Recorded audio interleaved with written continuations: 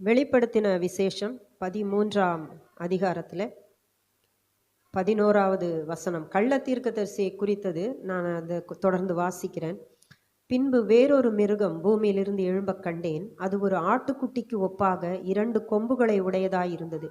வலு சர்ப்பத்தைப் போல பேசினது. அது முந்தின மிருகத்தின் அதிகாரம் முழுவதையும் அதன் முன்பாக நடப்பித்து சாவுக்கு ஏதுவான காயம் ஆற சொஸ்தமடைந்த முந்தின மிருகத்தை பூமியும் அதன் குடிகளும் வணங்கும்படி செய்தது. அன்றியும் அது மனுஷருக்கு முன்பாக வானத்திலிருந்து பூமியின் மேல் அக்கினியை இறங்க பண்ணத்தக்கதாக பெரிய அற்புதங்களை நடப்பித்தது. மிருகத்தின் முன்பாக அந்த அற்புதங்களை செய்யும்படி தனக்கு கொடுக்கப்பட்ட சத்துவத்தினாலே பூமியின் குடிகளை மோசம் போக்கி பட்டயத்தினாலே காயப்பட்டு பிழைத்த மிருகத்திற்கு ஒரு சொரூபம் பண்ண வேண்டும் என்று பூமியின் குடிகளுக்கு சொல்லிற்று. மேலும் அம்மிருகத்தின் சொரூபம் பேசத்தக்கதாகவும் மிருகத்தின் சொரூபத்தை வணங்காத யாவரையும் கொலை செய்யத்தக்கதாகவும் மிருகத்தின் சொரூபத்திற்கு ஆவியை கொடுக்கும்படி அதற்கு சத்துவம் கொடுக்கப்பட்டது. அது சிறியோர் பெரியோர் ஐஸ்வர்யவான்கள் தரித்திரர் சுயாதீனர் அடிமைகள் இவர்கள் யாவரும் தங்கள் தங்கள் வலது கைகளிலாவது நெற்றிகளிலாவது ஒரு முத்திரையை பெறும்படிக்கும் அந்த மிருகத்தின் முத்திரையாவது அதன் நாமத்தையாவது அதன் நாமத்தின் லக்கத்தையாவது தரித்து கொள்ளுகிறவன் தவிர வேறு ஒருவனும் கொள்ளவும் விற்கவும் கூடாதபடிக்கு செய்தது. இது நம்ம அடிக்கடி சில நேரம் நம்ம பார்க்கிறோம். ஆனாலும் இன்றைக்கு சொல்ல போகிற விஷயம் கள்ள தீர்க்கதரிசி. அந்தி கிறிஸ்து என்ற ஒருவன் இருந்தாலும் கள்ள தீர்க்கதரிசி என்ற ஒருவன் அவனும் எழும்புவான். ஆகவே இவைகளெல்லாம் அந்த 7 வருஷத்தில் 2வது பகுதியில் முக்கியமாக நடக்க வேண்டிய சம்பவங்கள். இவனும் அற்புதங்களை அதிசயங்களை செய்வான். இவனுடைய முக்கியமான வேலை அந்தி கிறிஸ்துவை உலகத்துக்கு காண்பித்து கொடுத்து எல்லாரும் என்ன செய்யணும், அந்தி கிறிஸ்துவை வணங்க வேண்டும் என்று சொல்லி இவன் கொண்டு வருவான். இவன் மோசம் போக்குகிறவனாக இருப்பான். மோசம் போக்கி பூமியின் குடிகளை மோசம் போக்கி வஞ்சித்து இயேசு முதல்ல மத்தேயு 24 சொல்லும்போது முதல்ல சொன்னார், வஞ்சிக்கப்பட்டு போகாதபடிக்கு எச்சரிக்கையாயிருங்கள். நீங்கள் வஞ்சிக்கப்பட்டு போகாதபடி எச்சரிக்கையாயிருங்கன்னு சொல்லிட்டு தான் மற்ற எல்லா அடையாளங்களையும் வருகைக்குரியதெல்லாம் சொன்னார். இவன் தான் மோசம் போக்குவான், சொரூபம் பண்ண வேண்டும் என்று சொல்லுவான். இப்போ இன்னைக்கு பார்க்குறது உலக டெக்னாலஜி நிறைய தான் இந்த விஷயத்திற்கு ஹெல்ப் பண்ணும். இது எல்லாருக்குமே தெரியும். நிறைய விஷயங்கள் இன்றைக்கு லேட்டஸ்டாக வந்து கொண்டு இருக்கிறதுல இது போய்விடும். ஆகவே இன்றைக்கு பைபிளை கையிலே எடுக்காமல் இந்த மாதிரி ஒரு ஹார்ட் காப்பி இல்லாமல் சாஃப்ட் காப்பீஸ் என்ன செய்வீங்க, அது செல்லில் இல்லைனா கம்ப்யூட்டரில் தான் வச்சுக்கிட்டு இருப்பீங்க. ஆப்ஸ் நிறைய பேர் வச்சு படிப்பாங்க. இதெல்லாம் போயிடும், ஒன்றுத்துக்கும் வாய்ப்பு இருக்காது. உங்களுடைய ரெக்கார்ட்ஸ் எல்லாம் கூட என்ன செஞ்சிடலாம், போயிடலாம். எல்லாத்துக்குமே ஒரு ஹார்ட் காப்பி இருந்தால் தான் உங்களுக்கு சேஃபு, நீங்கள் எல்லாமே ரிட்ரீவ் பண்ண முடியுன்ற ஒரு நிலைமைக்குள்ளாக போகலாம் என்று சொல்லி ஒரு நபர் பேசுகிறதே நான் கேட்டேன். ஸோ இதெல்லாம் போயிடும். ஆகவே இந்த பிரிண்டட் காப்பீஸ் பைபிள் நீங்கள் வாங்கி வைத்து கொள்ளுங்கள். நிறைய வச்சுக்கோங்க. எப்படி நீங்கள் நிறைய படிங்க, நிறையா வைத்துக்கொள்ளுங்க, மற்றவங்களுக்கு கூட நீங்கள் கொடுங்க. அடுத்தது இந்த கள்ள தீர்க்கதரிசி உலகத்துக்கு அந்தி கிறிஸ்துவை சுட்டி காட்டுவான். கிறிஸ்து என்று சொல்லி வணங்கும்படி செய்வான். அவன் டெக்னாலஜியை உபயோகப்படுத்துகிறவனாக இருக்கணும். ஸோ இன்னைக்கு ஆர்டிஃபிஷியல் இன்டெலிஜென்ஸ் விட்டது, எல்லாருக்கும் தெரியும் இல்லையா?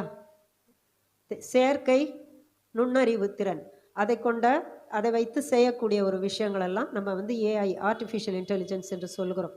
இன்றைக்கு ஆர்டிஃபிஷியல் இன்டெலிஜென்ஸுடைய காரியம் எப்படி இப்போ லேட்டஸ்ட் என்னன்னு கேட்டிங்கன்னா, இவர்கள் எல்லாரும் சொல்லுகிற ஒன்று 2030 இந்த ஆர்டிஃபிஷியல் இன்டெலிஜென்ஸ் இன்னைக்கு கிடைக்கிறது. எப்படி கிடைக்கும்னா எம்பாடிட் ஆர்டிஃபிஷியல் இன்டெலிஜென்ஸ். அப்படின்னா ஒரு மனிதனை போலவே என்ன செய்ய முடியும், அதற்கு ஒரு உருவத்தை கொடுத்து அதை நடமாட வைத்து எல்லாமே பண்ண முடியும்.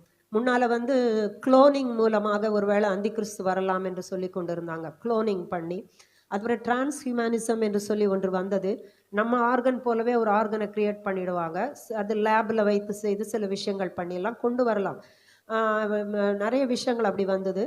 இப்போ சொல்லுகிற ஒரு விஷயம் என்னென்னா ஆர்டிஃபிஷியல் இன்டெலிஜென்ஸ். இதுவும் எம்பாடிட் ஆர்டிஃபிஷியல் இன்டெலிஜென்ஸ். அதற்கு ஒரு உருவத்தோடு கூட அலைய முடியும்.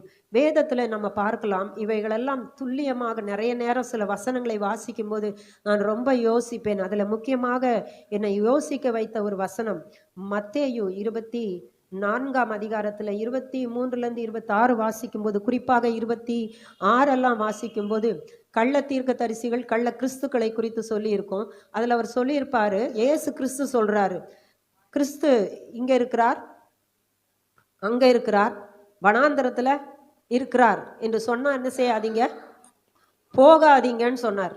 இங்க கிறிஸ்து இருக்கிறாரு, அங்க கிறிஸ்து இருக்கிறார், அறை வீட்டுக்குள்ள இருக்கிறார். போகாதீங்க, வஞ்சிக்கப்பட்டு போகாதீங்க. இதெல்லாம் இன்னைக்கு இருக்கிற டெக்னாலஜி வரப்போறதை தான் ஜீசஸ் சொன்னாங்க.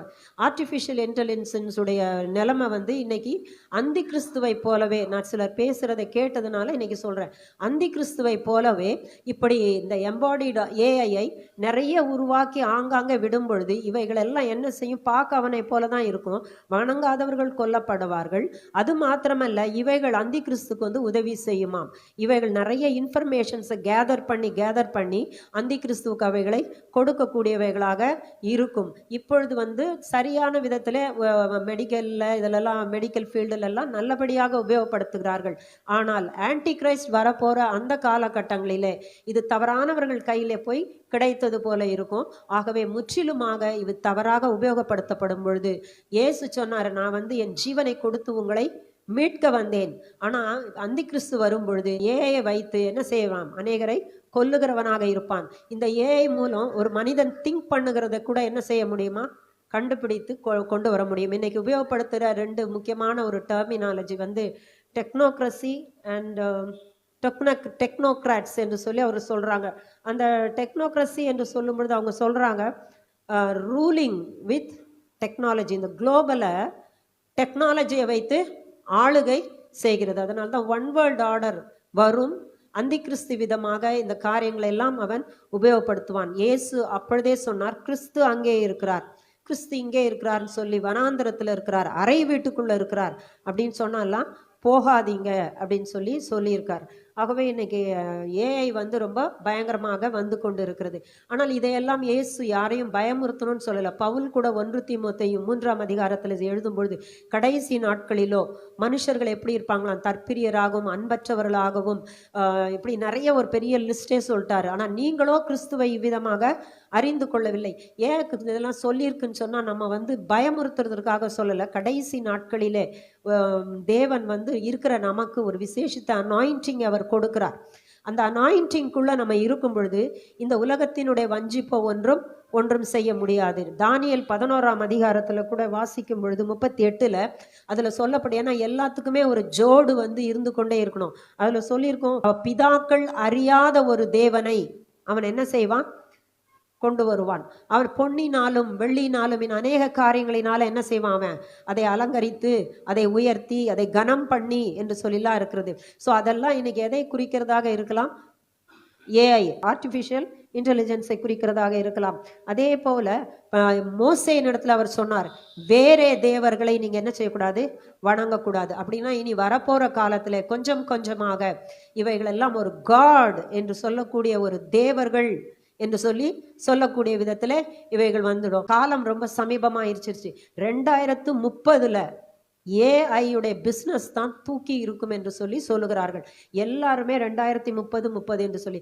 அப்படியானால் யோசித்து பாருங்கள், இவைகள் எல்லாம் பூமிக்குள்ள இப்படி வந்து தீவிர அடைய போகுதுன்னா அதிசீக்கிரத்திலே இயேசு வந்த சரீரமாகிய சபையை எடுத்துக்கொள்ள போறார். எந்த நேரத்திலும் ரகசிய வருகை சம்பவிக்கும்.